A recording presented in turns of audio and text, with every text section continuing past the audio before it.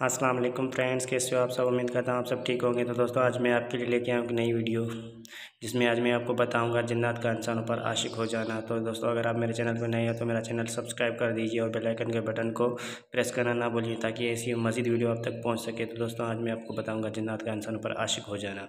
जिन्नात इंसानों पर आशिक हो जाते हैं, मर्दों पर औरत जिन आशिक हो जाती है और औरत पर मर्द जिन्नात आशिक हो जाते हैं। कभी ऐसा भी होता है कि मर्द जिन आशिक हो जाता है, जिसकी वजह से मर्द लवातन यानी हम जिन्स परस्ती को पसंद करता है, और औरत पर औरत जिन आशिक हो जाती है। जब जिन इंसान पर आशिक होकर उसके जिस्म में दाखिल होता है तो इंसान के अंदर शहवत की आग भड़क उठती है।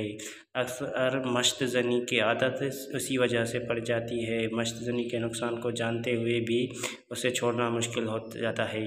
ऐसा इंसान तन्हाई को सिर्फ इसलिए ही पसंद करता है, यानी मश्त ज़नी के लिए। तो दोस्तों ये थी मेरी आज की वीडियो। अगर आपको पसंद आई हो तो आगे शेयर कर दीजिए और सब्सक्राइब करना ना भूलिए।